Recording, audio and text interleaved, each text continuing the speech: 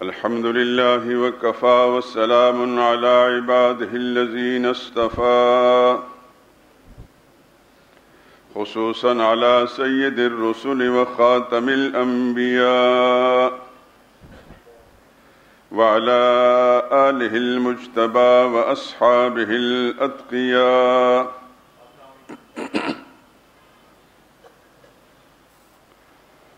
أما بعد فإن خير الحديث كتاب الله وخير الهدي هدي محمد صلى الله عليه وسلم وشر الأمور محدثاتها وكل محدثة بدعة وكل بدعة ضلالة وكل ضلالة في النار. أعوذ بالله من الشيطان الرجيم. بسم الله الرحمن الرحيم. لقد جاءكم رسول من أنفسكم عزيز عليه ما عنتم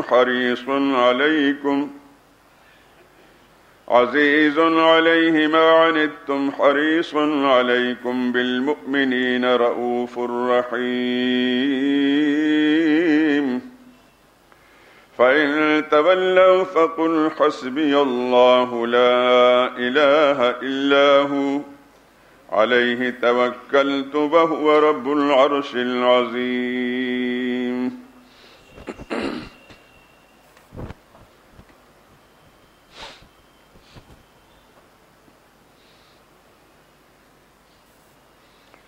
لوگو تمہارے پاس تم ہی میں سے ایک رسول آئے، تمہاری تکلیف ان کو گراں معلوم ہوتی ہے اور تمہاری بھلائی کے بہت خواہش مند ہیں، اور ایمان والوں پر نہایت شفقت کرنے والے مہربان ہیں۔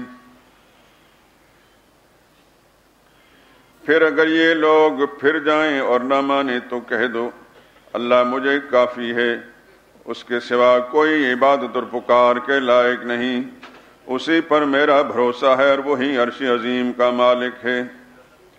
سبحان ربک رب العزت عما یصفون وسلام علی المرسلین والحمد للہ رب العالمین۔ قال رسول اللہ صلی اللہ علیہ وسلم ان اللہ اصطفى من ولد ابراہیم اسماعیل واصطفى من ولد اسماعیل بنی کنانۃ واصطفى من بنی کنانۃ قریشا واصطفى من قریش بنی ہاشم واصطفانی من بنی ہاشم۔ رواہ مسلم۔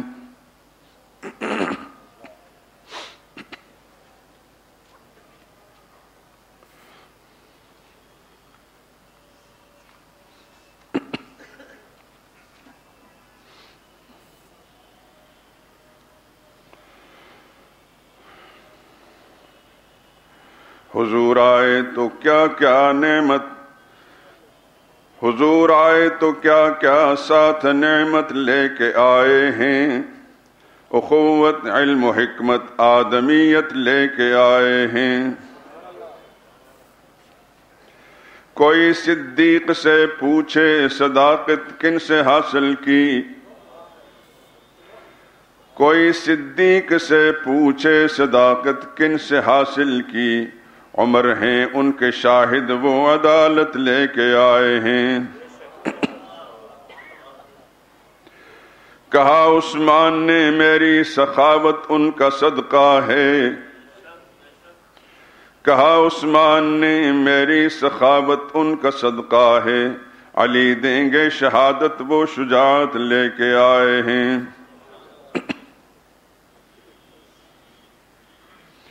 رہے گا یہ قیامت تک سلامت معجزہ ان کا، وہ قرآن مبین نور ہدایت لے کے آئے ہیں۔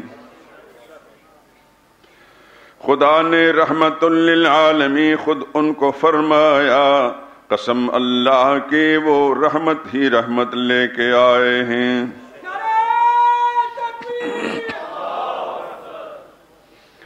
امی بن کر امانت اہل دنیا کو وہ پہنچا دی، جو جبریل امی ان تک امانت لے کے آئے ہیں۔ قناعت، حریت، فکر و عمل، مہر و وفا، تقوی، وہ انسان کے لیے عظمت ہی عظمت لے کے آئے ہیں۔ خدا نے دین کامل کر دیا اے امی ان پر، محمد پرچم ختم نبوت لے کے آئے ہیں۔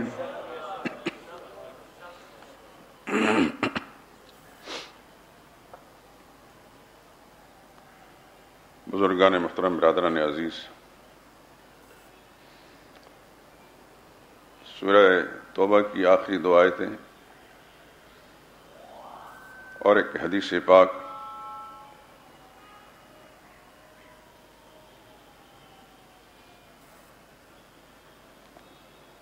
ان سے آپ نے مضمون کا اندازہ فرما لیا ہوگا۔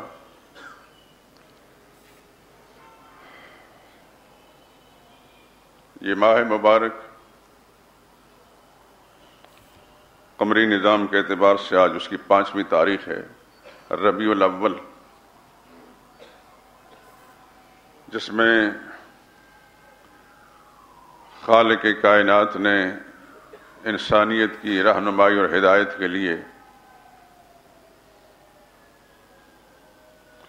اس دھرتی پر آخری پیغمبر، آخری رسول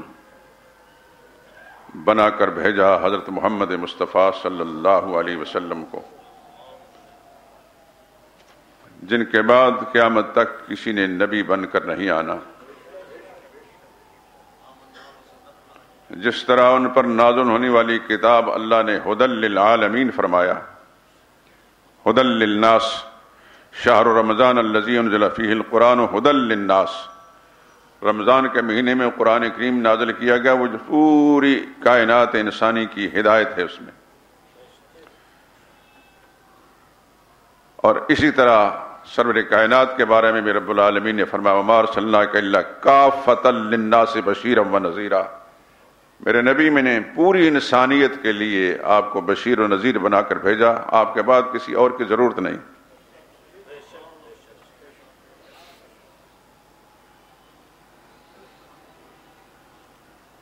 یہ ماہ مبارک چونکہ سرور کائنات صلی اللہ علیہ وسلم کی ولادت کا مہینہ ہے،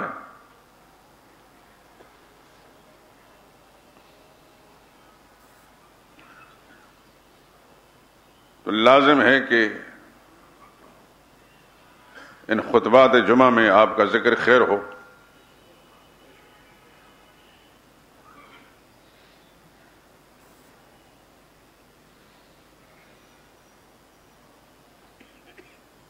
یہ جو حدیث پاک میں نے پڑھی ہے مسلم شریف میں کتاب الفضائل، غالباً مسلم شریف کتاب الفضائل کی پہلی روایت ہے، ان اللہ اصطفیٰ من ولد ابراہیم اسماعیل،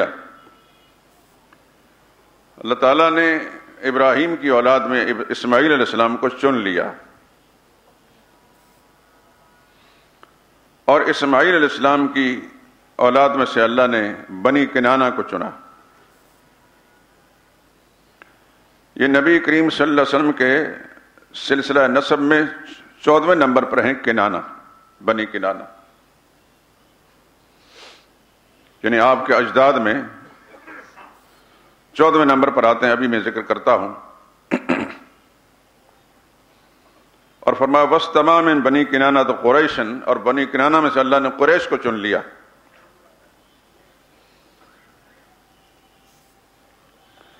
اور پھر فرمایا وَاسْتَفَا مِن قُرَيْشٍ بنی ہاشم، اور قریش میں سے اللہ نے بنی ہاشم کو چن لیا، اور بنی ہاشم میں سے اللہ نے مجھے چن لیا صلی اللہ علیہ وسلم۔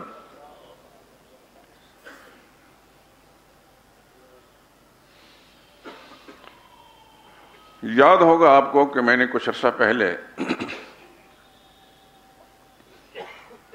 جب ازواج مطہرات کا ذکر آیا تھا تو سورہ احزاب کی ایک آیت النبی اولیٰ بالمؤمنین من انفسہم وازواجہ امہاتہم، کہ نبی کی ذات اہل ایمان کی اپنی جانوں سے زیادہ قریب ہیں۔ مطلب یہ کہ اپنی جان کا اتنا تعارف نہیں ہونا چاہیے جتنا نبی کا ہونا چاہیے، جتنی نبی کی پہچان ہونی چاہیے۔ اور نبی کی بیویاں مسلمانوں کی مائیں ہیں۔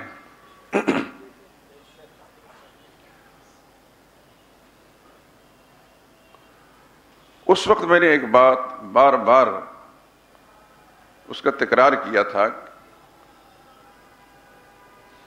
کہ ہم نے بہت ساری باتیں یاد کر رکھی ہیں، دنیا کے سارے گر سیکھ لیے ہیں دنیا کی کامیابی کے لیے،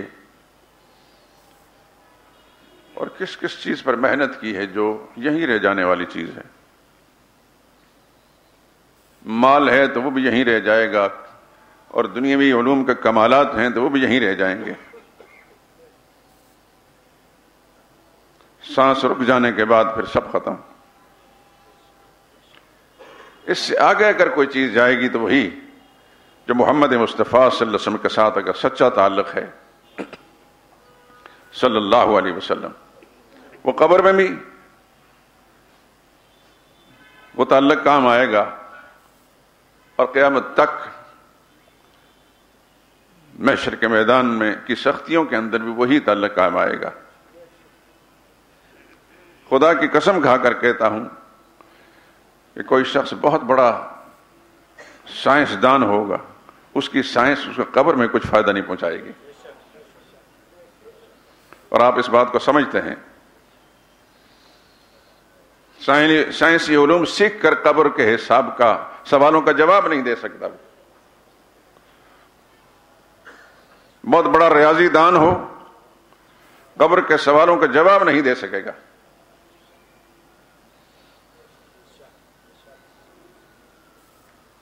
کسی بھی فن میں اس نے کمال حاصل کیا ہو،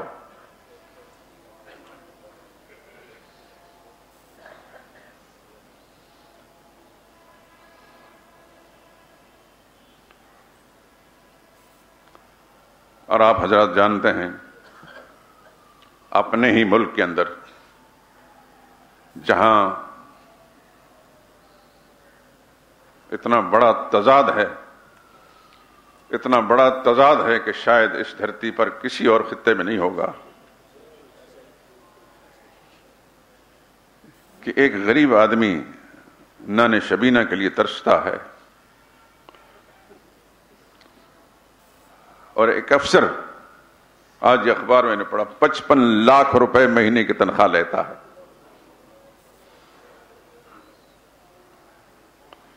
اور یہ بتایا گیا کہ یہ تھوڑی تنخواہ ہے، یہ تھوڑی تنخواہ ہے۔ اس کا مطلب یہ ہے کہ اس سے اوپر بھی تنخواہیں ہیں۔ کیا ہے؟ کس بنا پر؟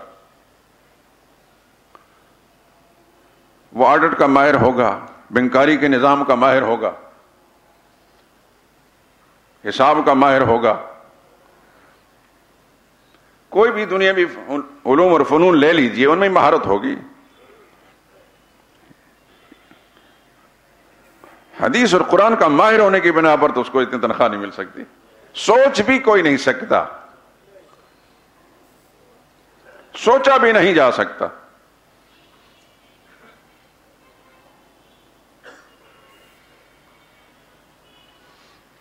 جس کا نام پاکستان ہے، اس کے اندر دین کے کسی بڑے سے بڑے خادم کے لیے جس نے ساری زندگی اللہ کے قرآن کو سیکھنے اور اس کے علوم میں مہارت حاصل کرنے کے لیے گزار دی، احادیث مبارکہ میں گزار دی، ذخیرہ احادیث کا اکثر حصہ نوک زبان یاد ہے، اس کے لیے اس دھرتی پر پیدا ہونے والا حکمران، یہاں کا کوئی طبقہ بھی، بات تو تلخ ہے، کوئی طبقہ بھی ماہرین قرآن کے لیے، ماہرین حدیث کے لیے، ماہرین علوم دینیہ کے لیے شاید اس بات کو بھی تجویز نہ کریں کہ وہ 1 لاکھ روپے تنخواہ لینے کا حقدار ہے، اور نہ ہوگی۔ میں یقین سے کہتا ہوں کہ پورے ملک کے اندر کسی شیخ الحدیث کی، کسی شیخ القرآن کی، شیخ الفقہ، شیخ الاصول کی ایسی تنخواہ کا سوچا بھی نہیں جا سکتا، ہونا درکنار۔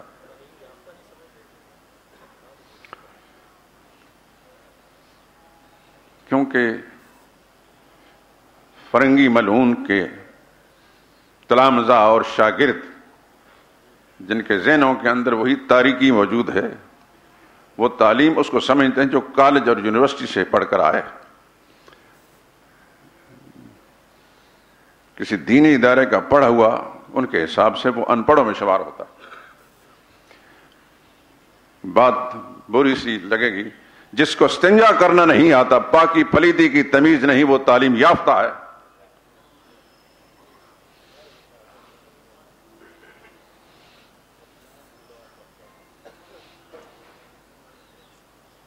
میں تو ایک طلباء کا ایک ادنا سا خادم ہوں، طالب علم ہوں. پہلے بھی طالب علم تھا، 40 سال پہلے، اور آج بھی اسی مقام پر ہوں. مجھے کبھی بھی قرآن میرے سامنے ہے، ایسا وسوسہ بھی میرے دل میں نہیں گزرا، اور اللہ قیامت زندگی آخری سانس تک مجھے محفوظ رکھے. ایسا وسوسہ بھی اللہ پاک نے اس سے مجھے محفوظ رکھا کہ میں کوئی مولوی ہوں. علماء کا خادم تھا اور اب بھی ہوں، لیکن جتنی باتیں اللہ نے مجھے سمجھ عطا فرمائی ہیں وہ میں سچ کہتا ہوں، اس میں غلط بیانی نہیں کرتا. اس پر میں مطمئن ہوں. عالم ہونے کا، علامہ ہونے کا دعویٰ نہیں. یہاں تو پیدا ہوتے ہی علامے ہوتے ہیں. آپ کو پتہ ہے کہ ایک طبقہ، میں نام نہیں لیتا، آپ سمجھتے ہیں پبلک کے لوگ ہیں، ہر آدمی جس کو 2 رکعت نماز پڑھانے کے فرائض، واجبات، سنن، مستحبات، مکروہات، تحریمات کا پتہ نہیں، وہ علامہ ہے.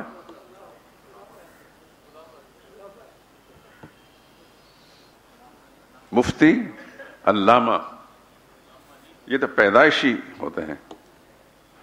میں نے کئی بار کہا ہے، پاکستان میں مائیں جو بچے جنتی ہیں وہ اپنے پیدائش میں 2 صفتیں لے کر آتے ہیں.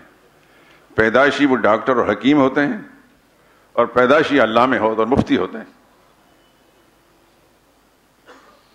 خیر، اللہ اکبر.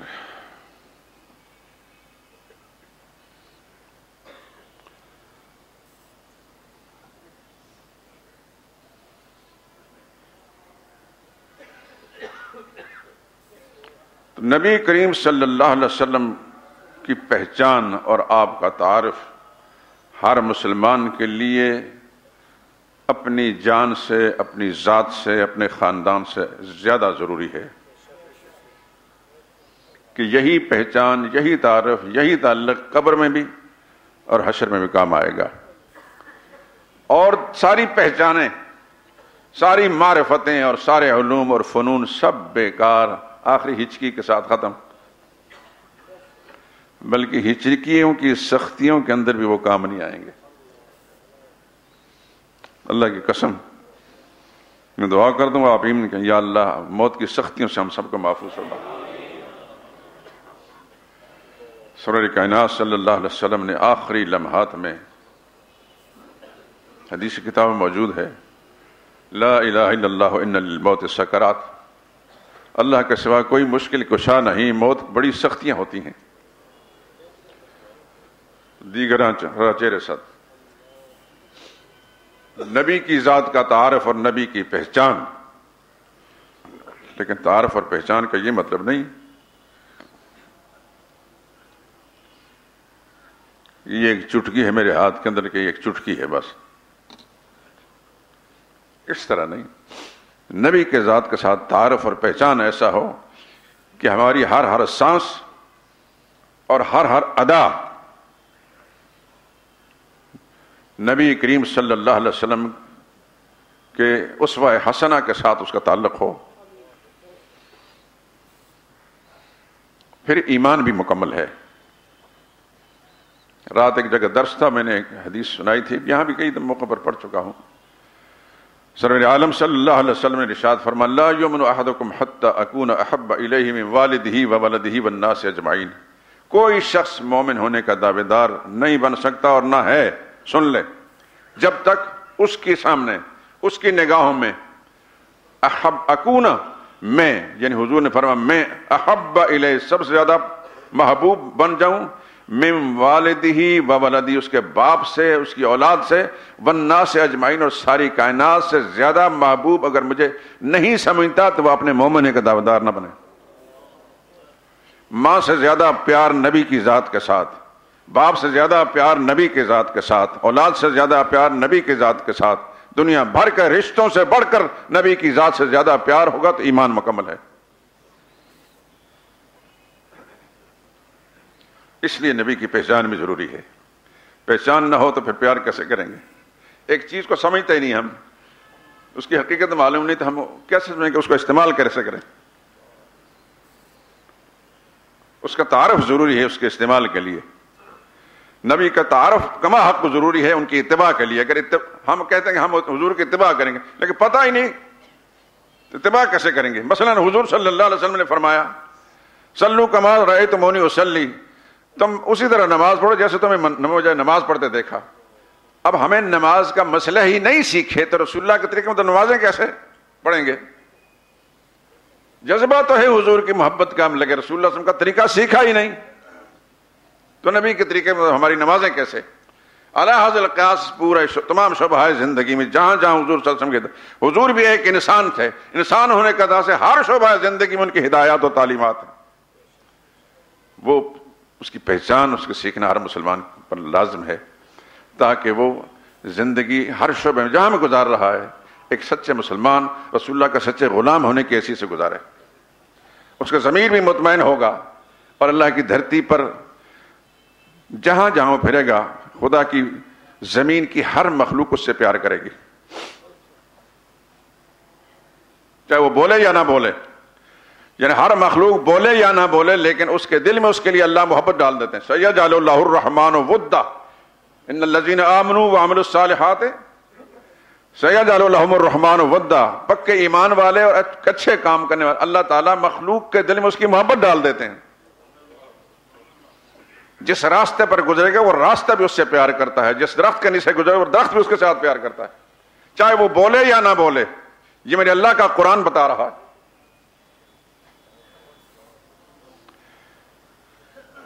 کیا انہی مجالس کے اندر آپ نہیں سن چکے؟ حضرت سفینہ رضی اللہ تعالیٰ رسول اللہ کے غلام ہیں، ایک صحابی ہیں، ایک جہادی سفر میں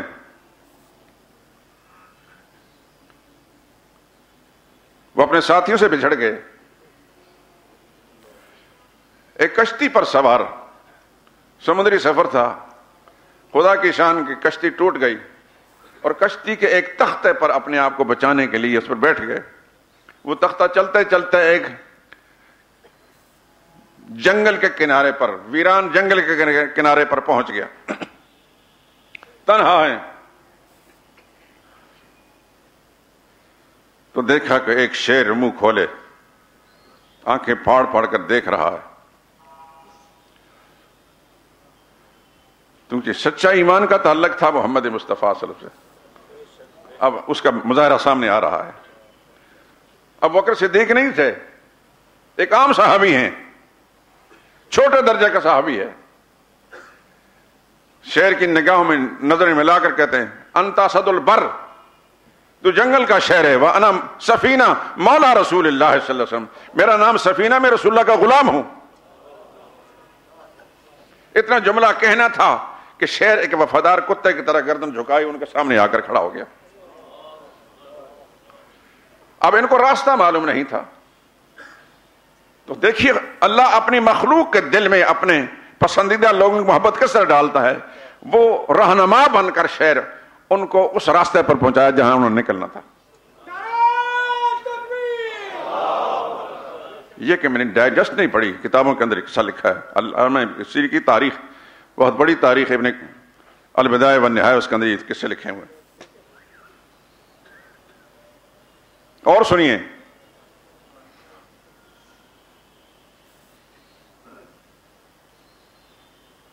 صحابہ کرام سیر سپاٹوں کے لیے نہیں نکلتے تھے۔ ہمارا تو مزاج یہ ہے نا، جس کے پاس ذرا پیسے زیادہ ہیں یورپ کے سیر کے لیے نکل گئے۔ اللہ اکبر، وہ کسی دین ہی کے کام کے لیے جیتے تھے، گھر میں تھے تو تب بھی دین کے لیے جیتے تھے، ان کی ہر سانس نبی کے طریقے کے مطابق آتی جاتی تھی۔ اسی طرح کے ایک سفر میں افریقہ کے جنگلات میں صحابہ پہنچے. اب ان کے لیے کوئی راستہ، کوئی رہنے کی جگہ نہیں تھی. تو ایک صحابی جو اونچی آواز والے تھے انہوں نے کہا ایھا السباع والکلاب، اے جنگلی جانوروں، درندوں، نحن اصحاب رسول اللہ صلی اللہ علیہ وسلم، ہم نبی کریم صلی اللہ علیہ وسلم کے ساتھی ہیں. اخرجوا من ھذا البر، تم سب کے سب جتنے موجود جانور ہیں جنگل کو خالی کر کے نکل جاؤ. یہ آواز لگنی تھی کہ ہر جانور اپنے بچوں کو منہ میں پکڑ کر کوئی کس طریقے سے سارا جنگل خالی کر کے نکل گیا. یہ کون لوگ تھے؟ نبی تھے؟ یہ نبی نہیں تھے، نبی کے غلام تھے، لیکن غلامی سچی تھی. صرف زبانی نام لیوا نہیں تھے، عملی کردار بھی ایک ایک ادا حضور صلی اللہ علیہ وسلم کے اپنائے ہوئے تھے. اس وجہ سے پورے وثوق سے کہتے ہیں کہ مجال ہے کہ جنگل کے جانور جو ہے ہمارا نبی کا نام سن کر جنگل کو خالی نہ کریں.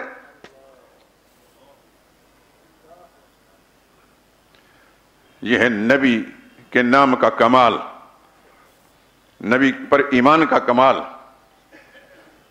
میں نے ابھی قرآن کی آیت پڑھی نا، جو ایمان والے اور اعمال صالح کا سیجعل لہ الرحمن ودا، رحمان ان کے لیے محبوبیت پیدا کر دیتے ہیں، ہر چیز اس کو محبت کی نظر سے دیکھتی ہے.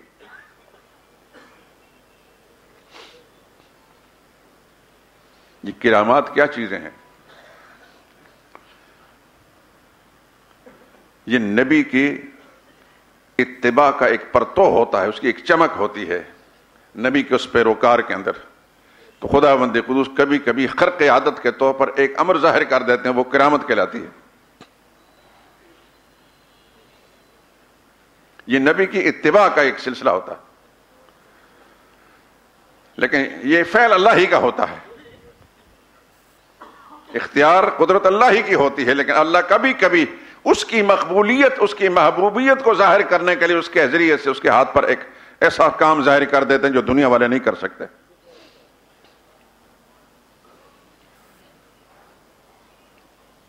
بات شروع ہوئی تھی کہ ربیع الاول کا مہینہ شروع ہو چکا ہے، آج اس کی 5 تاریخ ہے. یہی مہینہ رسول اللہ صلی اللہ علیہ وسلم کا ماہ ولادت ہے. محدثین کے اتفاق اس بات پر ہے کہ 8 تاریخ کو 8 ربیع الاول کو رسول اللہ صلی اللہ علیہ وسلم کی ولادت ہوئی. مورخین کہتے ہیں 9 تاریخ، 9 اور 8 کا کوئی فرق نہیں ہے، شمسی قمری نظام میں ایک دن کا فرق پڑ جاتا ہے، لیکن ہمارے ہاں مشہور یہ ہے کہ 12 ربیع الاول کو ولادت ہوئی. لیکن مزید عجیب بات ہے کہ ساتھ یہ کہتے ہیں 12 ربیع الاول کو حضور کی وفات بھی ہوئی، لیکن ساتھ بھنگڑے بھی ڈالیں گے. اگر کسی کا باپ کسی مخصوص تاریخ میں پیدا ہوا ہو اور اسی تاریخ میں اس کا انتقال بھی ہوا ہو، اسی مہینے میں، کوئی باپ ہے، بیٹا ہے، بیوی ہے، بھائی ہے، تو اس کی میلاد یا اس کی سالگرہ منانے کے لیے پھر وہ سارے تماشے کرے گا، جبکہ وہی تاریخ اس کی وفات کی بھی ہے.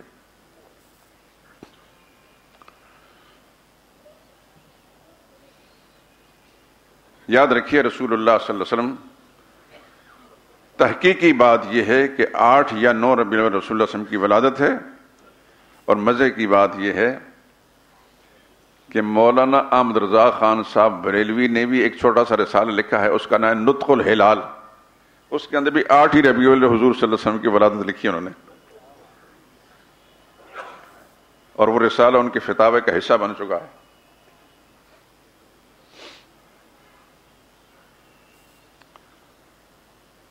اور تحقیقی بات یہ ہے کہ 1 ربیع الاول رسول اللہ صلی اللہ علیہ وسلم کی وصال، آپ کی وفات ہے.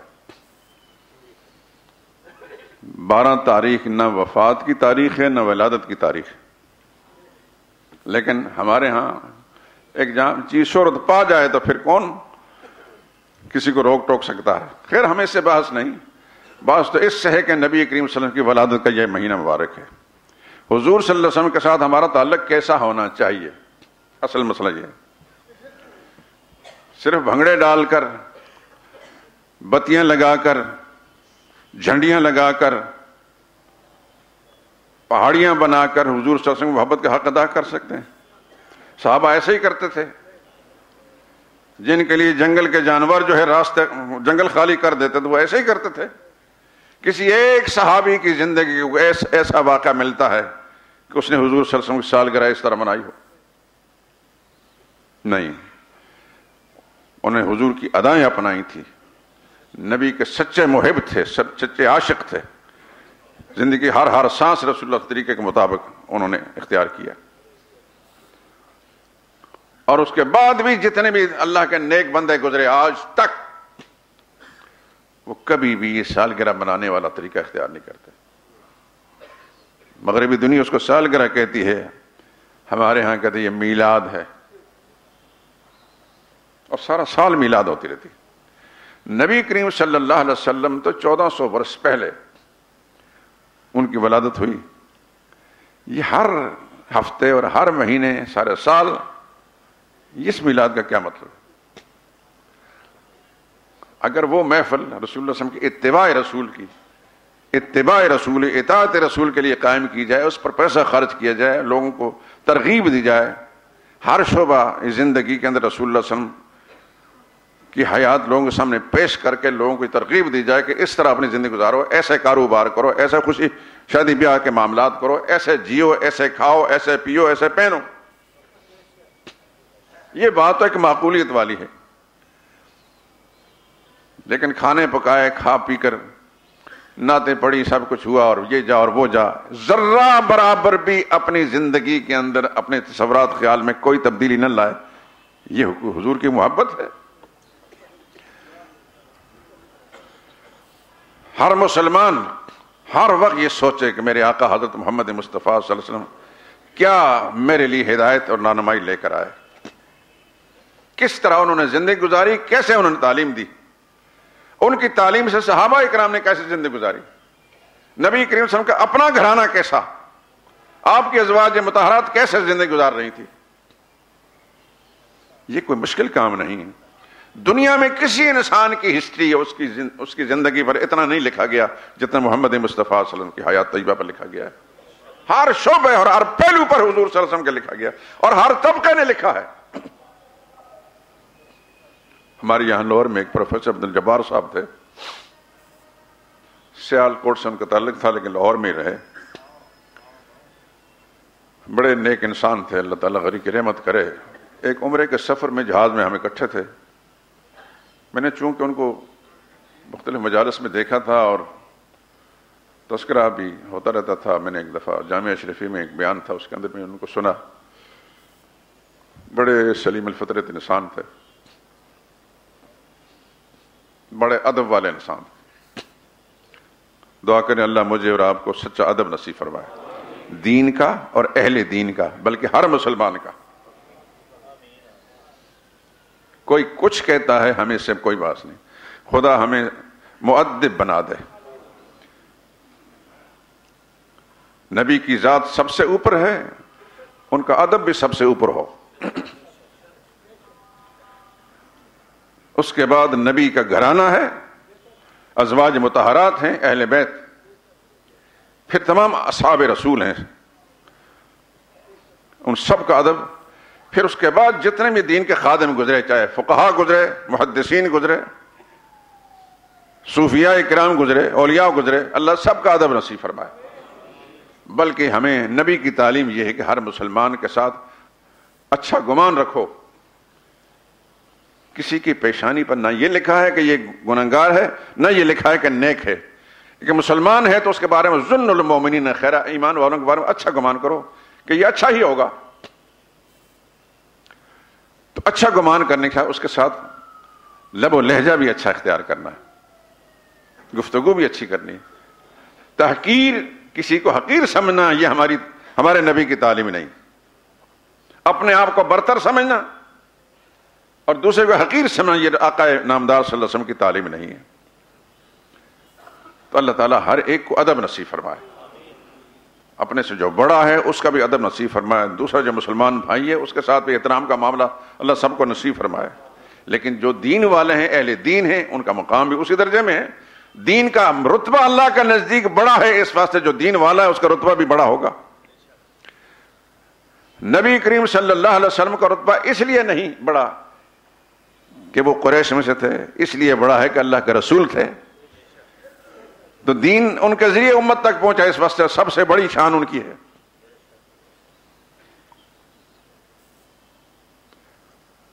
تو اس کا تقاضا یہ ہے کہ پھر ہم اپنی ساری توانائیاں اس پر صرف کر دیں حضور صلی اللہ علیہ وسلم کی ذات کی معرفت حاصل کرنے کے لیے۔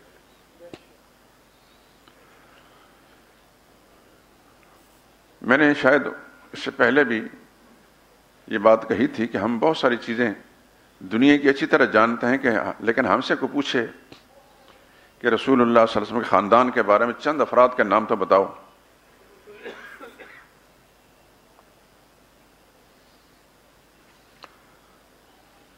مایوس کن جواب آئے گا۔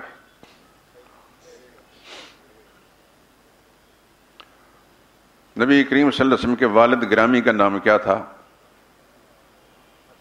عبداللہ۔ آپ کے دادا بزرگوار کا کیا نام تھا؟ عبد المطلب۔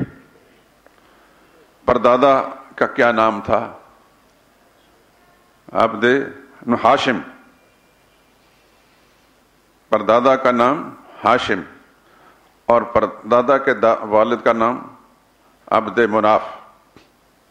ان کے والد کا نام قصی، ان کے والد کا نام کلاب، ان کے والد کا نام مرہ، ان کے والد کا نام کعب، ان کے والد کا نام لوئی، ان کے والد کا نام غالب، ان کے والد کا نام فہر، ان کے والد کا نام مالک، ان کے والد کا نام نظر زوات کے ساتھ، ان کے والد کا نام کنانہ ابھی جو ذکر ہوا، ان کے والد کا نام خزیمہ، ان کے والد کا نام مدرکہ، ان کے والد کا نام الیاس، اور ان کے والد کا نام مزر، ان کے والد کا نام نزار، اور ان کے والد کا نام معد، ان کے والد کا نام عدنان۔ یہ 21 سلسلے بنتے ہیں رسول اللہ صلی اللہ علیہ وسلم کے والد سے لے کر یہاں تک بخاری شریف میں تذکرہ ہے، اور میں سمجھتا ہوں کہ یاد کر لینا کوئی مشکل نہیں۔ آپ کا چھوٹا سا بچہ 6-7 سال کا پورا قرآن یاد کر لیتا ہے تو یہ 21-22 نام نہیں یاد کیے جا سکتے۔ میں صرف توجہ دلا رہا ہوں، امید ہے انشاءاللہ آپ یاد کر لیں گے۔ اس سے اوپر کئی لوگ نام ذکر کرتے ہیں، وہ ٹھیک نہیں۔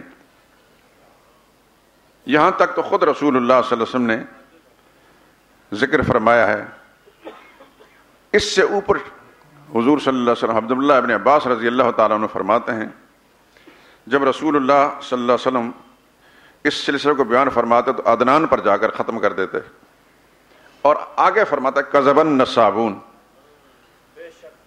جو اس سے آگے سلسلہ نسب بیان کرتے جھوٹ بولتے ہیں۔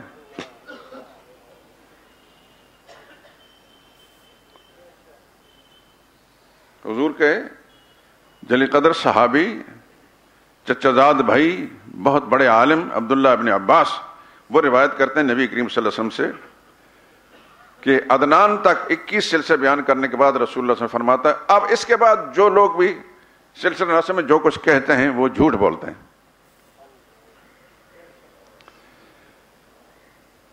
عبداللہ ابن مسعود رضی اللہ تعالیٰ عنہ جب قرآن کریم کی آیت جو حامی مومن میں ہے وَعَادًا وَثَمُودَ وَالَّذِينَ مِن بَعْدِهِمْ، عاد اور سمود اور لوگ جو ان کے بعد آنے والے، لا یعلمہم الا اللہ، اللہ کے سوا ان کو کوئی نہیں جانتا،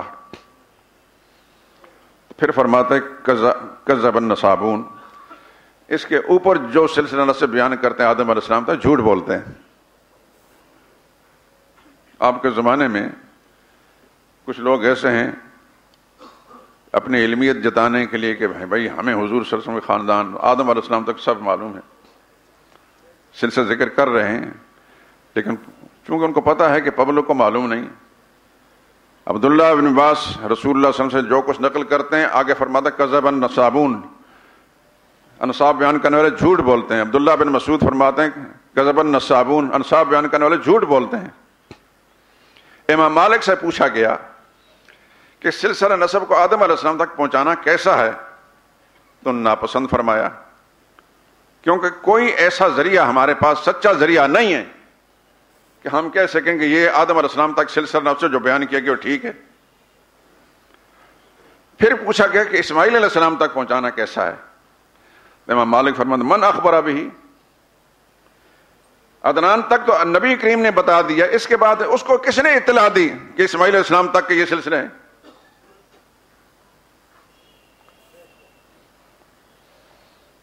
تو حضور صلی اللہ علیہ وسلم کے سلسلہ نسب میں 21ویں پشت میں عدنان آتے ہیں، یہاں تک تو حضور صلی اللہ علیہ وسلم کی زبان مبارک سے بخاری شریف کے اندر موجود ہے، باقی کسی کتاب کے اندر رسول اللہ صلی اللہ علیہ وسلم کی زبان مبارک سے اس سے اوپر سلسلہ نسب نے بیان ہوا۔ تاریخ کی کتابوں میں ہے، کسی نے کچھ لکھا، کسی نے کچھ لکھا، کسی نے کچھ لکھا، اس واسطے ان پر اعتبار نہیں کیا جا سکتا۔ سچی بات وہی ہے جو محمد مصطفیٰ صلی اللہ علیہ وسلم کی زبان مبارک سے نکلی۔ لیکن یہ جو 21 سلسلے میں نے ذکر کیے ہیں، کوشش کر کے ان کو یاد کر ہی لیں۔ ایک دفعہ جب آپ کو ایک دلچسپی پیدا، خدا کرے کہ ہو جائے، اللہ کرے کہ آپ کو دلچسپی ہو جائے، تو پھر انشاءاللہ حضور صلی اللہ علیہ وسلم کے سلسلہ نسب میں، خاندان میں سارے رشتوں کو بھی صحیح طریقے سے آپ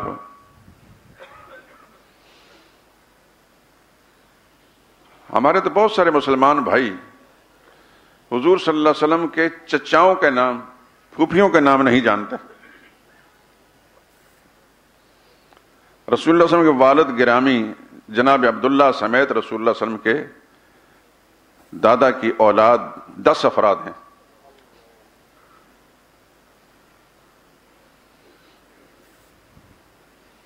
ان میں سب سے بڑے حارث ہیں جو حضور صلی اللہ علیہ وسلم کے تایا ہیں، اور غالباً یہ رسول اللہ صلی اللہ علیہ وسلم کی ولادت سے پہلے ہی فوت ہوئے ہیں۔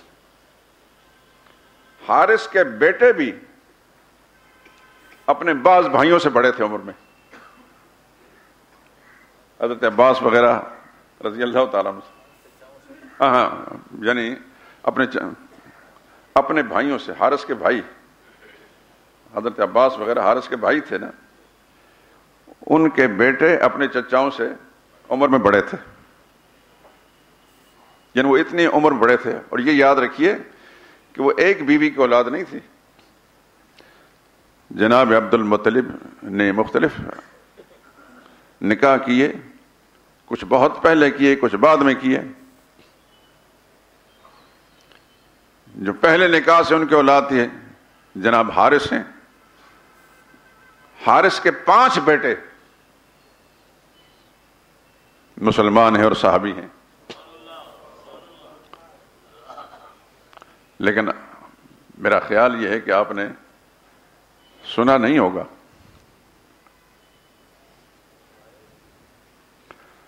پڑھنے کی بھی شاید زحمت نہیں کی، لیکن پڑھ بھی لیں تو اللہ کے فضل سے لکھتا بھی کوئی نہیں۔ میں ایک طالب علمانہ حیثیت سے جب کوشش کرتا ہوں تو مجھے بعض بڑی بڑی شخصیتوں کتابوں میں ایسا ادھورا پن نظر آتا ہے، مجھے بڑا دکھ ہوتا ہے۔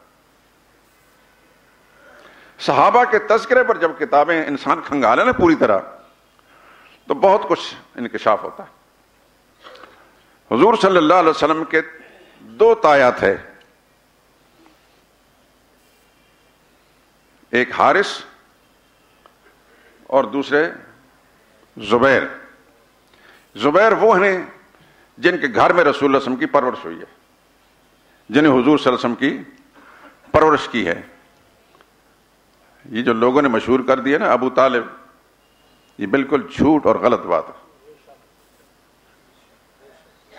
جناب زبیر جو رسول اللہ صلی اللہ علیہ وسلم کے تایا تھے، انہوں نے حضور صلی اللہ علیہ وسلم بچپن میں پرورش کی ہے، والدہ کے انتقال کے بعد دادا، اور دادا کے انتقال کے بعد پھر انہی کی پرورش میں رہے۔ ہماری تاریخ کی کتابوں کے اندر وہ لوریاں بھی باقاعدہ لکھی گئی ہیں کہ جناب زبیر جب حضور رسول اللہ صلی اللہ علیہ وسلم کو ہاتھوں میں لے کر لوریاں دیا کرتے تھے، وہ الفاظ بھی لکھے ہیں۔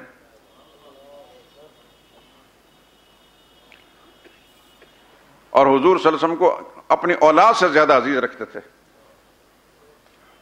اور ان کے ایک بیٹا جن کا نام عبداللہ تھا،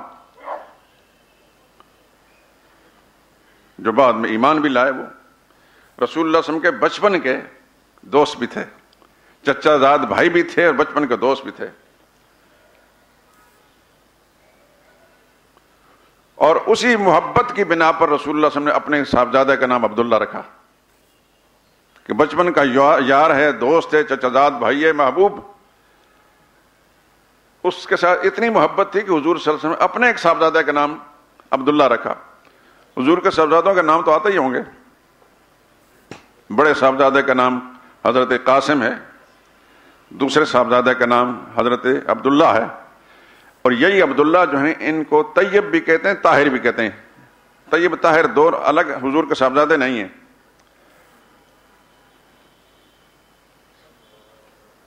اور اس کو طیب طاہر کہنے کی وجہ یہ ہے کہ جناب زبیر کے دو بیٹے تھے، ان کا نام طیب اور طاہر تھا. تو اپنے اس تائے کے بیٹوں کے ساتھ حضور کو اس قدر پیار تھا کہ ایک بیٹے کا نام تو عبداللہ رکھا، دوسرا کوئی بیٹا تھا نہیں اس وقت رسول اللہ صلی اللہ علیہ وسلم کا، اس واسطے دوسرے دو بیٹوں کے طیب اور طاہر اپنے اسی بیٹے کا لقب بھی رکھ لیے. اور جناب زبیر کی اہلیہ، ان کا نام عاتکہ تھا، رسول اللہ صلی اللہ علیہ وسلم کی تائی تھیں، ان کو حضور صلی اللہ علیہ وسلم امی کہہ کر پکارتے تھے، امی، میری ماں. اور جناب عبداللہ یعنی زبیر کے بیٹے جو رسول اللہ صلی اللہ علیہ وسلم سے چچا زاد بھائی تھے، ان کو کہتے تھے حبی وابن عمی وابن امی، یہ میرا محبوب ہے، میری ماں کا بیٹا ہے، میرے چچا کا بیٹا ہے. تو یہ ساری چیزیں جو ہمیں تاریخ کتابوں میں ملتی ہیں کیونکہ جناب زبیر بن عبد المطلب نے رسول اللہ صلی اللہ علیہ وسلم کی کفالت کی تھی. یہاں یہ بات بھی عرض کر دوں، جناب ابو طالب جو رسول اللہ صلی اللہ علیہ وسلم کے چچا تھے، ابو طالب، زبیر اور محمد مصطفیٰ صلی اللہ علیہ وسلم کے والد گرامی، یہ تین ایک ماں کی اولاد تھے. یہ تین بھائی ایک ماں کی اولاد تھے، باقی بھائی دوسری ماؤں کے. تو جو ابو طالب تھے یہ خلقتاً پیدائشی طور پر معذور تھے.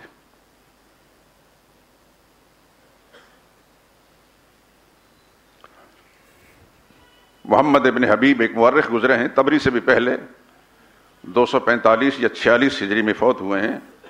ان کی کتاب المحبر، اس کے اندر یہ سارے تفصیلات موجود ہیں کہ اس زمانے میں جو معذور لوگ تھے قریش میں سے، بڑے بڑے نامی گرامی لوگ معذور کون سے تھے، لنگڑے کون سے. لنگڑوں کے فہرست کے اندر سر فہرست جو ہے ابو طالب کا ذکر کیا.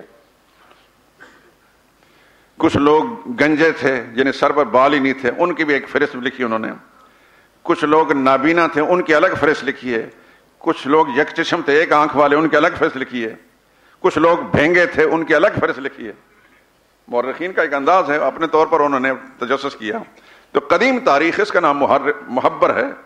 محمد ابن حبیب ایک شخص گزرے ہیں بغدادی، اس نے کتاب لکھی ہے، یہ قدیم تاریخوں میں سے، طبری سے بھی پہلے ہیں. طبری تو 310 میں فوت ہوئے ہیں، یہ 245 میں فوت ہوئے ہیں. میں نے عرض کیا نا کہ جب کسی کو چسکا پڑ جائے نا کسی فن کا تو پھر اس کے لیے حاصل بھی کرتا ہے اور دیکھتا بھی ہے. تو میں نے یہ ساری چیزیں دیکھی ہیں. تو جناب ابو طالب جو رسول اللہ صلی اللہ علیہ وسلم کے چچا تھے، یہ معذور ہونے کے سبب سے قلیل المال اور کثیر العیال تھے. محنت مزدوری کرنا، کاروبار کے لیے دور دراز کا سفر کرنا ان کے لیے ممکن نہیں تھا. مجبوراً مکہ معظمہ میں کچھ خوشبوئیں بنا کر بیچتے تھے، کچھ گندم یا اس قسم کے غذائی اجناس لوگوں سے لے کر بیچتے تھے. بچے زیادہ تھے، مال کم تھا.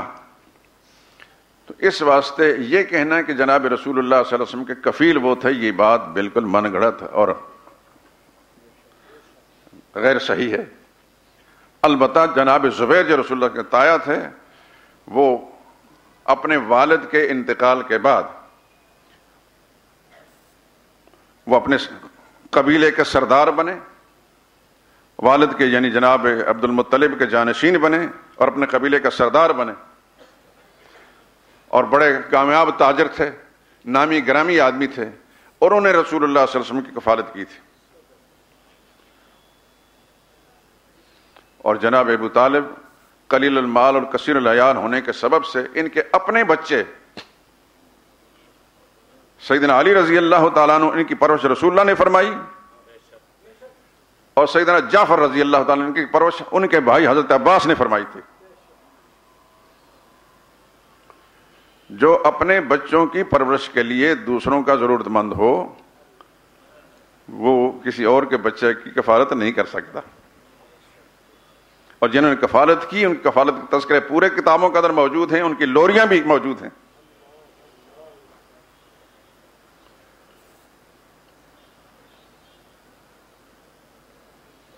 تو میں نے عرض کیا کہ رسول اللہ صلی اللہ علیہ وسلم کے خاندان کا تعارف لازمی ہے۔ حضور صلی اللہ علیہ وسلم کے والد کو چھوڑ کر آپ کے تایا جناب حارث، آپ کے تایا جناب زبیر بن عبد المطلب، اور آپ کے چچاؤں میں جناب ابو طالب، ایک چچا ابو لہب جن کا نام عبد العزہ تھا، ابو طالب کا نام عبد مناف تھا، ایک چچا اس کا نام مقوم تھا، عبد الکعبہ بھی کہتے ہیں، ایک چچا اس کا نام زرار تھا، ایک چچا اس کا نام غیداق تھا، حجل بھی کہتے ہیں، ایک چچا سیدنا حمزہ ہیں رضی اللہ تعالیٰ عنہ، ایک چچا حضرت عباس ہیں رضی اللہ تعالیٰ عنہ۔ ان میں سے 3 شخصیتیں ایسی ہیں، زرار، مقوم اور غیداق، ان کے تذکرے نہیں ملتے، یا کم از کم میں کامیاب نہیں ہوا۔ باقیوں کے تذکرے ملتے ہیں، جناب حارث کے ملتے ہیں، جناب زبیر کے ملتے ہیں، سیدنا حمزہ کے بھی ملتے ہیں، سیدنا عباس کے بھی ملتے ہیں، ابو طالب کے بھی ملتے ہیں، ابو لہب کے بھی ملتے ہیں، اور جناب عبداللہ حضور صلی اللہ علیہ وسلم کے والد گرامی کے تو ملتے ہی ہیں۔ حضور صلی اللہ علیہ وسلم کی 6 پھوپھیاں تھیں، جن میں سے 4 مسلمان تھی، 2 غیر مسلم تھی، مگر آپ نے آج تک صرف ایک پھوپھی کا نام سنا ہوگا کہ مسلمان ہے، حضرت صفیہ رضی اللہ تعالیٰ عنہ۔ میں نے تحقیق کی، حافظ بن حجر عسقلانی جو بہت بڑے محدث ہیں، شارح بخاری ہیں، اور صحابہ کے تذکرے انہوں نے بڑی تفصیل سے لکھے ہیں، ان کتاب اصابہ فی معرفت الصحابہ، اس میں رسول اللہ صلی اللہ علیہ وسلم کی مزید 3 پھوپھیوں کے مومنہ ہونے کا تذکرہ موجود ہے۔ گویا رسول اللہ صلی اللہ علیہ وسلم کے چچاؤں میں 2 مومن تھے، پھوپھیوں میں سے 4 مومنہ تھیں۔ ام الحکیم البیضاء اور برہ یہ 2 ایمان نہیں لائیں۔ اروا، عاتقہ، امیمہ اور صفیہ یہ 4 پھوپھیاں رسول اللہ صلی اللہ علیہ وسلم کی ایماندار تھیں، ان کا تذکرہ صحابہ کے تذکروں والی کتابوں کے اندر ملتا ہے۔ میں یہ بات اس لیے عرض کر رہا ہوں، ذرا عام اسلوب سے ہٹ کر رسول اللہ صلی اللہ علیہ وسلم کا تذکرہ کر رہا ہوں کہ ہمارا یہ اخلاقی فرض بنتا ہے کہ ہم حضور صلی اللہ علیہ وسلم سے محبت کے دعوے دار اگر ہیں تو رسول اللہ صلی اللہ علیہ وسلم کے خاندان کی پہچان بھی ہونی چاہیے، کہ ہمارے سامنے اگر عاتقہ بن عبد المطلب کا ذکر آئے تو پھر ہم فوراً پہچان جائیں گے یہ رسول اللہ صلی اللہ علیہ وسلم کی پھوپھی ہیں اور مومنہ ہیں۔ اروا کا ذکر آئے تو ہم سمجھیں کہ حضور کی پھوپھی ہیں اور مومنہ ہیں۔ صفیہ کا ذکر آئے تو ہم سمجھیں کہ حضور کی پھوپھی ہیں اور مومنہ ہیں۔ امیمہ بنت عبد المطلب کا ذکر آئے تو ہم سمجھ جائیں کہ حضور صلی اللہ علیہ وسلم کی پھوپھی ہیں اور ایمان والی ہیں۔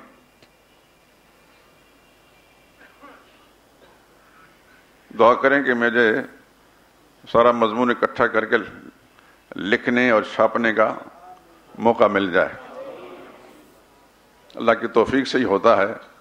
لیکن اتنی بات میں ضرور کہتا ہوں کہ میں ایک طالب علمانہ حیثیت سے جتنی کوشش کر چکا ہوں، بہت سارے اچھے ذی علم لوگ ابھی تک ان کی رسائی نہیں ہوئی۔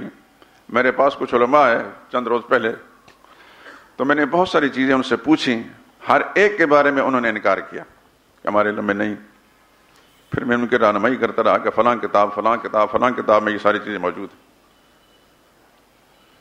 تو یہ تو دلچسپی کی بات ہے میرے دوستو، نبی کریم صلی اللہ علیہ وسلم کی ذات، آپ کی پہچان، آپ کا تعارف خود ہماری اپنی ذات سے ازرو قرآن زیادہ ہونا چاہیے۔ قرآن کا فیصلہ کیا ہے کہ کسی ایمان والے کے لیے نبی کی پہچان، نبی کا تعلق اپنی جان سے زیادہ ہونا چاہیے۔ تو نبی کے تعلق کا تقاضا یہ ہے کہ رسول اللہ کے سارے خاندان کا تعارف بھی ہو۔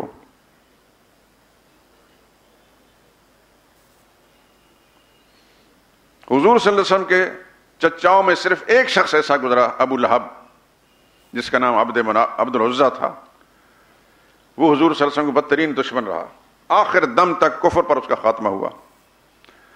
باقی رسول اللہ صلی اللہ علیہ وسلم کے خاندان کے لوگ اگر ایمان نہیں بھی لائے تو رسول اللہ صلی اللہ علیہ وسلم کے ساتھ وہ تشدد والا معاملہ، ظلم والا معاملہ نہیں کیا۔ اس کی ایک بد نصیبی تھی. اور پھر خدا کا نظام دیکھیے, اللہ تعالیٰ نے اس کی مذمت میں قرآن کریم میں ایک سورت نازل کر دی, تبت یدا ابی لہب و تب. ابو لہب کے دونوں ہاتھ ٹوٹ گئے اور خود بھی ہلاک ہو گیا. دونوں ہاتھ ٹوٹ گئے, کس لیے اللہ نے یہ فرمایا؟ انہی ہاتھوں سے رسول اللہ صلی اللہ علیہ وسلم پر پتھر پھینکا تھا اس نے.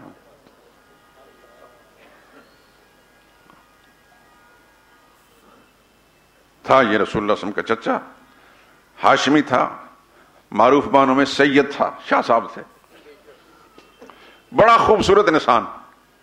مزے کی بات یہ ہے کہ بڑا حسین و جمیل آدمی. اس کا نام عبد مناف تھا, عبد العزا تھا, لیکن لہب اس لیے کہتے ہیں, لہب کہتے ہیں شعلے جب نکلتے ہیں کہیں, اس کو لہب کہتے ہیں. تو اس قدر چمکتا اس کا چہرہ تھا جیسے چہرے سے شعلے نکلتے ہیں, لیکن وہ شعلوں والا اور حسین و جمیل نبی پر ایمان نہیں لایا تو اللہ نے اس کے چمکتے چہرے کا لحاظ نہیں کیا. تبت یدا ابی لہب و تب سورت نازل کر کے ہمیشہ کے لیے مردود رہنا درگاہ ٹھہرا دیا. اور خدا کی تقسیم پہ قربان جائیں کہ اس کے 3 بیٹے, ایک کا نام عتبہ تھا, دوسرے کا نام عتیبہ تھا, تیسرے کا نام معتب تھا. عتبہ بھی ایمان لے آیا اور معتب بھی ایمان لے آیا, صرف عتیبہ کفر پر رہا. اور پھر ایک سفر میں ایک جنگلی درندے نے اس کو چیر پھاڑ کھایا. اللہ کی تقسیم ہے, اللہ جس کو چاہے ہدایت دے دے. ابو جہل سے بڑا کافر تھا اس دھرتی پر گزرا ہی کوئی نہیں, لیکن ابو جہل کا بیٹا حضرت اکرمہ جلیل قدر صحابی ہو کر دنیا سے گئے, شہادت کے رتبے پر فائز ہوئے. ابو جہل کی بیٹیاں مسلمان ہیں, ایک کا نام جمیلہ ہے رضی اللہ تعالی عنہ. اس کی بیٹیوں کو اللہ نے ہدایت دے دی, بیٹے کو ہدایت دے دی, بہو کو ہدایت دے دی. یہ ہدایت اللہ کے قبضے میں ہے. کسی کا رتبہ بڑا ہونے کے سبب سے, کسی کی شان دنیاوی لحاظ سے بڑی ہونے کے سبب سے ہدایت ضروری نہیں ہے, یہ اللہ کی تقسیم ہے. فارسی کے شاعر حسن ز بصرہ, بلال از حبش, صہیب از روم. حضرت حسن بصرہ سے چل کر نبی سے دامن سے چمٹے تو صاحب ایمان بن گئے. بلال حبشہ سے چلے, نبی کے دامن میں آئے تو کیا مقام پایا انہوں نے. اور حضرت صہیب روم سے چلے, ز خاک مکہ ابو جہل اینچ بلا, لیکن مکہ کی سرزمین میں پیدا ہونے والے ابو جہل ہی رہا. یہ تقسیمیں میرے اللہ کی ہیں. ایک بات کہہ کر بات ختم کرتا میرے دوستو, اب سب بہت اچھے لوگ ہیں, میں بچہ اس لیے کہہ رہا ہوں کہ آپ ادھر ادھر کی لچھے دار تقریریں چھوڑ کر یہاں آ کر میری سادی سادی باتیں سنتے ہیں, لیکن یہ ہے سچائی. اس سے آپ کو اس دنیا میں بھی انشاءاللہ فائدہ ملے گا, یعنی اپنے ایمان اور عقیدہ درست کرنے کے ساتھ اپنی اولاد کے, اپنے بچوں کے, اپنے متعلقین کے نظریات ٹھیک کریں گے اور انشاءاللہ اللہ کے سامنے سرخرو ہو کر جائیں گے. اللہ سے ہمیشہ دعا مانگا کریں, اس پر کرایہ نہیں لگتا, نہ فیس لگتی. یا اللہ تو اپنی رحمت کے ساتھ جو چیز تجھے پسند ہے وہ ہمیں سمجھا بھی دے اور اس پہ عمل بھی بنا دے, اس پر عمل کرنے کی توفیق. اے اللہ جو چیز تجھے ناپسند ہے اس سے ہمیں بچا کر رکھ. اس میں یہ بات بھی آ جاتی ہے کہ میری باتیں اگر اللہ کو ناپسند ہیں تو اللہ آپ کے دماغ سے نکال دے گا. اگر اللہ کو پسند ہے, میرا رب گواہ ہے کہ میری نیت میں کوئی فطور نہیں, اس کو گواہ بنا کر کہتا ہوں, قرآن میرے سامنے کھلا ہے, میری نیت میں کوئی فطور نہیں, میں ہمدردی کے جذبے سے بات کر رہا ہوں. میں اللہ کی رحمت سے امیدوار ہوں کہ یقیناً میرا اللہ مجھ سے راضی ہوں گے, قبول کریں گے میری اس بات کو, اور میرے سامعین کے دل و دماغ کے اندر اللہ بٹھا کر ان کے رہنمائی اور ہدایت کا سامان بنائیں گے. وآخر دعوانا الحمدللہ رب العالمین.